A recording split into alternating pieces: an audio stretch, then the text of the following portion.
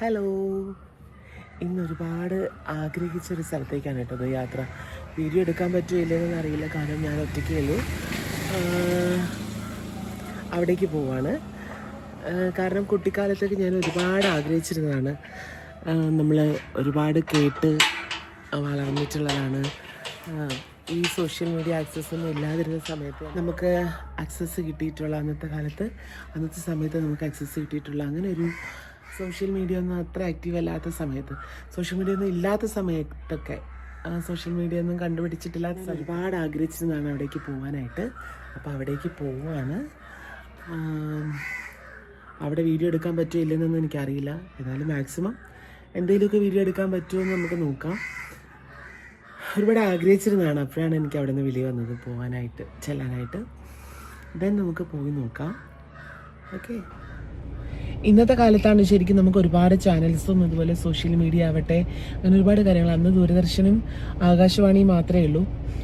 അപ്പോൾ ഒത്തിരി നമ്മൾ അതിലൊരു മലയാള പ്രോഗ്രാം കേൾക്കാനായിട്ട് കാത്തിരിക്കുന്ന സമയവും വാർത്തകളും ന്യൂസുകളും ഒക്കെ അറിയുന്നതും ഒക്കെ നമ്മൾ അതിലൂടെയാണ്, ആകാശവാണിയിലൂടെയാണ്.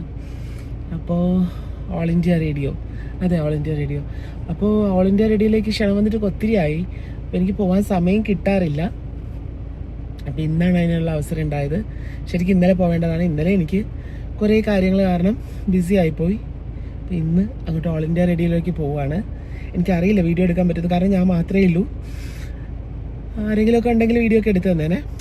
സോ പോയിട്ട് വരാം.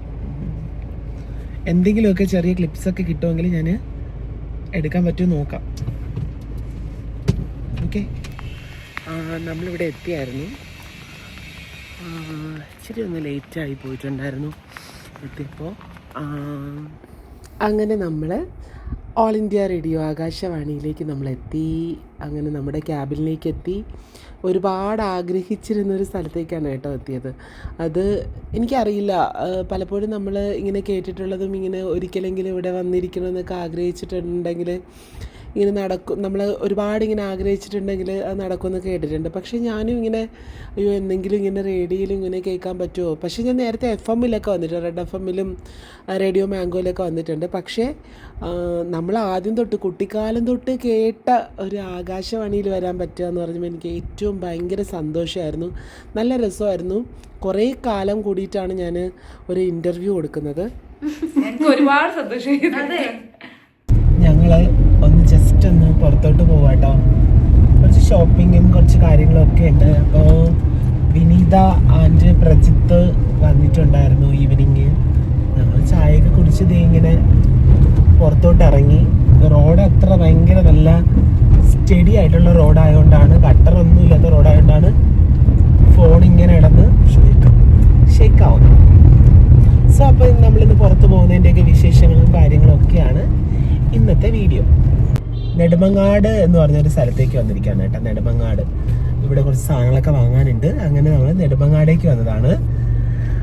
ഇവർ വൈകുന്നേരം വന്നായിരുന്നു, വീട്ടിലേക്ക് വൈകുന്നേരം തന്നെ എത്തിയിട്ടുണ്ടായിരുന്നു. അപ്പോൾ ഇവിടെ പാർക്കിംഗ് കിട്ടാൻ വേണ്ടി ഇത്രയും നേരം വെയിറ്റിംഗ് ആയിരുന്നു. ഇപ്പോഴാണ് പാർക്കിംഗ് റെഡി ആയത്. സോ ഇവിടെ പാർക്കിംഗ് ഇച്ചിരി പ്രശ്നമാണ്. പാർക്കിംഗ് ഇല്ലാത്ത സ്ഥലമാണ്, കാരണം ഓൺ വേ പോകുന്ന റോഡിൽ തന്നെയാണ് എല്ലാവരും പാർക്ക് ചെയ്യുന്നത്. അപ്പോൾ ഇന്ന് അങ്ങനെ ഒരു വീഡിയോ ആണ്. നമ്മൾ ജസ്റ്റ് ചെറിയ ഷോർട്ട് വീഡിയോ ആയിരിക്കുമോ എനിക്കറിയത്തില്ല. വിനീത പറ, കുറച്ച് ദിവസമായില്ലേ വിനീത വീഡിയോയിലൊക്കെ? കുറച്ച് ദിവസമായി. എന്തായാലും നമുക്ക് ഷോപ്പിൽ, ഞാൻ ആദ്യമായിട്ടാണ് ഈ ഷോപ്പിൽ വരുന്നത് തന്നെ. അപ്പം കുറെ ആൾക്കാർക്ക് ഭയങ്കര പരാതി, പ്രജിത്ത് ഒന്നും സംസാരിക്കുന്നില്ല എന്ന്. എല്ലാ ആളുകളും പറയുന്നുണ്ട്, പ്രജിത്ത് എന്താ ഒന്നും മിണ്ടാത്ത, എന്താ ഒന്നും സംസാരിക്കാത്ത, എന്താ എന്നൊക്കെ പറയുന്നത്. വേറെ ഒന്നുമില്ല, നിങ്ങൾ സംസാരിക്കില്ല വെച്ചിട്ടാണ് കേട്ടോണ്ടിരിക്കുന്നത്. എന്നാലും എന്തെങ്കിലുമൊക്കെ പറയണ്ടേ? എന്ത് പറയാനാ? പ്രജിത്ത് ഹോം നേഴ്സ് ആയിട്ടാണ് വർക്ക് ചെയ്യുന്നത്. ഇപ്പൊ ഒരു മാസം കൊണ്ടില്ല. 6 ഇയർ കൊണ്ട് നിൽക്കുന്ന ഒരു പേഷ്യന്റ് മരിച്ചുപോയി. അപ്പൊ അത് കഴിഞ്ഞിട്ട് ഒരു മാസം കൊണ്ട് ഇങ്ങനെ ഗ്യാപ്പ് നിൽക്കുക. അതെ, 6 ഇയർ ആയിട്ട് ജോലി ആക്കിക്കൊണ്ടിരുന്ന അവിടുത്തെ അച്ഛൻ മരിച്ചുപോയി. അങ്ങനെ ഇപ്പം കുറച്ച് ദിവസമായിട്ട് നെക്സ്റ്റ് മന്ത് കയറും. ഇങ്ങനെ നല്ല ബെറ്റർ ആയിട്ടുള്ള ഒരിടത്ത് നിൽക്കണമെന്നാണ് വിചാരിക്കുന്നത് പ്രജിത്ത്. അപ്പൊ അതുകൊണ്ട് അതിന് വേണ്ടിയിട്ടുള്ള ഇങ്ങനെ വെയിറ്റ് ചെയ്ത് നിൽക്കുകയാണ്. പിന്നെ വിനീത, എന്തൊക്കെയുണ്ട് വിശേഷം? ഓ വിശേഷം. കഴിഞ്ഞ ദിവസം ഗുരുവായൂർ പോയപ്പോ വിനീത വന്നിട്ടുണ്ടായിരുന്നില്ല. വിനീതയ്ക്ക് ഭയങ്കര ടയർഡായിരുന്നു വിനീത. എന്നിട്ട് അവിടെ പോയിട്ട് വിനീത പറയാണ്, അയ്യോ ഞാൻ വരേണ്ടതായിരുന്നു, എന്നെ മിസ് ചെയ്യുന്നില്ലേടി നിന്നെ മിസ് ചെയ്യുന്നില്ല എന്ന് പറഞ്ഞു. അങ്ങനെ ശരിക്കും ഈ ഷോപ്പ് എൻ്റെ വീടിൻ്റെ അടുത്ത് നിന്ന് ഏകദേശം ഒരു 5-6 കിലോമീറ്ററേ ഉള്ളൂ കേട്ടോ, അത്ര ദൂരേ ഉള്ളൂ. എനിക്ക് അറിയുന്നുണ്ടായിരുന്നില്ല, ഞാൻ നേരത്തെ പറഞ്ഞല്ലോ, എന്നെ മിക്കയാണ് അത് ഇവിടെ ഇൻട്രൊഡ്യൂസ് ചെയ്തതേ. അന്നേരം ഒരുപാട് സാധനങ്ങളുണ്ട് നമുക്ക്, അത്യാവശ്യം ഫാൻസി ഐറ്റംസ് ഒരുപാട് സാധനങ്ങളുണ്ട്, നമുക്ക് യൂസ്ഫുൾ ആയിട്ടുള്ള ഒരുപാട് സാധനങ്ങൾ ഇവിടെ വാങ്ങാനുണ്ട്. അപ്പോൾ വിനീത കുറേ നാൾ കൊണ്ടേ പറയുന്നുണ്ട് അവൾക്ക് വള വേണം. അപ്പോൾ ഞാനിടുന്ന കുപ്പി വളയൊക്കെ കണ്ടിട്ട് അവൾ പറയാറുണ്ട്, നീ എവിടെ നിന്നാണ് വാങ്ങിയത് ചോദിച്ചപ്പോൾ ഞാൻ ഇതുപോലൊരു ഷോപ്പുണ്ട്, ഞാൻ അവിടെ നിന്നാണ് വാങ്ങിയത് കുപ്പിവള. അങ്ങനെ അവൾക്ക് വേണമെന്ന് പറഞ്ഞു. പിന്നെ അതുപോലെ കുപ്പിവള മാത്രമല്ല, ഒരുപാട് ഓർണമെൻറ്റ്സ് ഐറ്റംസ് ആയാലും നമ്മളിപ്പോൾ കാണുന്ന ട്രെൻഡി ആയിട്ടുള്ള ഓർണമെൻറ്റ്സ് ഐറ്റംസ് ആയാലും ഒക്കെ അവിടെ ഉണ്ട് കേട്ടോ. നല്ല അഫോർഡബിളായിട്ട് വാങ്ങാനും പറ്റും. ഞാൻ ഇടയ്ക്ക് പോയി ഇങ്ങനെ എനിക്ക് എന്തെങ്കിലുമൊക്കെ ആവശ്യമുള്ളപ്പോഴത്തേക്കും പോയി വാങ്ങാറുള്ളൊരു ഫാൻസി ഷോപ്പാണ്. അങ്ങനെ വിനീതയ്ക്ക് വരണമെന്ന് കുറേ നാൾ കൊണ്ടേ പറയുന്നുണ്ട്. അങ്ങനെയാണ് ഇന്ന് ഇതുപോലെ വൈകുന്നേരം ഇങ്ങനെ ഫ്രീ ആയിട്ടിരുന്നപ്പോൾ അവർ രണ്ടാളും കൂടിയിട്ട് വന്നു. അങ്ങനെ ഞങ്ങൾ ഇവിടോട്ട് വന്നത്, ഫാൻസിയിലോട്ട് വന്നത്. കുറേ സാധനങ്ങൾ വിനീത എന്തൊക്കെയോ സാധനങ്ങളൊക്കെ വാങ്ങി. എനിക്കും 2-3 സാധനങ്ങളൊക്കെ വാങ്ങണമുണ്ട്. ഇമിറ്റേഷൻ ജ്വല്ലറികളും ഉണ്ട് കേട്ടോ. ഒരുപാട് ഗ്യാരണ്ടി ആയിട്ടുള്ള ഒരുപാട് ജ്വല്ലേഴ്സൊക്കെ ഇവിടെ അവൈലബിൾ ആണ്. നല്ല കുറേ വളകളും കമ്മലുകളും മാലകളും ഒക്കെ ഇവിടെ കിട്ടും. ഈ വൈറ്റ് ബ്ലൂ ഒക്കെ വരുന്നിടത്ത് വലുതാ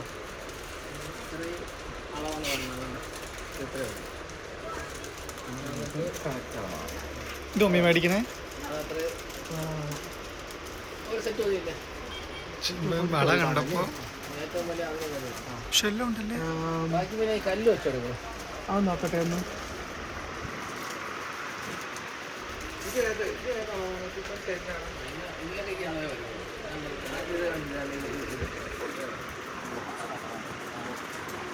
അതിൻ്റെ വേറെ കളർ എടുത്ത് ബ്ലൂ ഉണ്ട്. ഇതിൻ്റെ എല്ലാ കളറും എടുത്ത്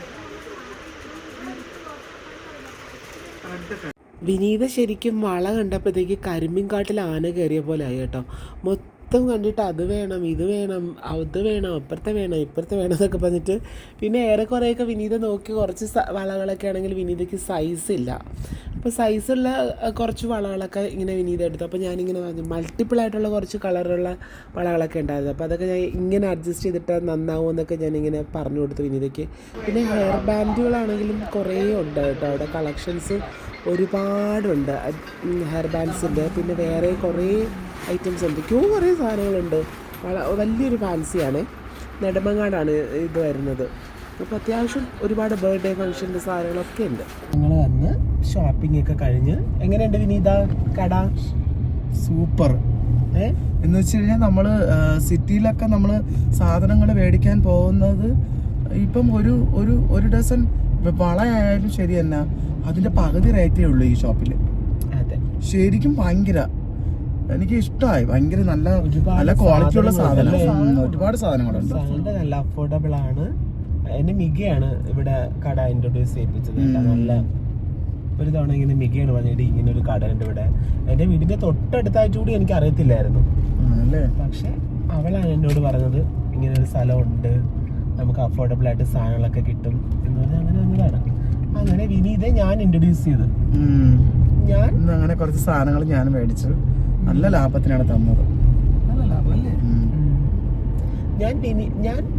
മിക എന്നെ ഇൻട്രൊഡ്യൂസ് ചെയ്തു, ഞാൻ വിനീത ഇൻട്രൊഡ്യൂസ് ചെയ്തു.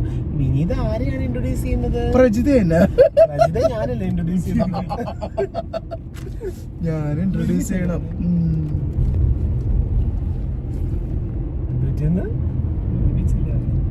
അതെ, നല്ല ഷോപ്പല്ലേ? നല്ലതാ, നല്ല ഷോപ്പാ, നല്ല രസമുള്ള ഷോപ്പാ. കണ്ണെടുക്കാൻ തോന്നുന്നു എല്ലാത്തിലും. കുറേയൊക്കെ നോട്ടിട്ട് വെച്ചിട്ടുണ്ട്.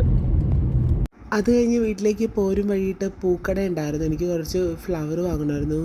പിറ്റേ ദിവസം എനിക്ക് അമ്പലത്തിലേക്ക് പോകാനായിട്ട് പൂ വാങ്ങണമായിരുന്നു. അങ്ങനെ വന്നു. പക്ഷെ പൂവിനൊക്കെ ഭയങ്കര വിലയാണ്. ഒരു മുഴമൊക്കെ 100 രൂപയൊക്കെയാണ് വാങ്ങിച്ചത്. അത്രയും വിലയൊക്കെ ഉണ്ട് പൂവിന്. അങ്ങനെ ഇവിടുത്തെ കുലങ്ക ആഘോഷമായ ഷോപ്പിംഗ് ഒക്കെ കഴിഞ്ഞ് ഇതാ ഇവിടെ വീട്ടിലെത്തി. ഇനി എന്തെങ്കിലും കഴിക്കണം, ഉറങ്ങണം. നാളെ രാവിലെ അമ്പലത്തിൽ പോകാനുണ്ട്.